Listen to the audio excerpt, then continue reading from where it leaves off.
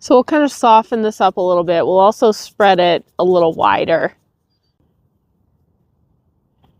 Kind of shocked just how dark this green is in the shadows.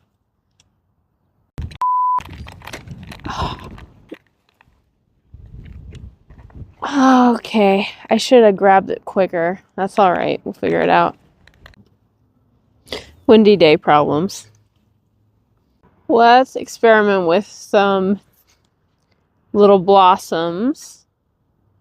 Only thing is I want to kind of round them out a little bit because they're in these nice little clumps of blossoms.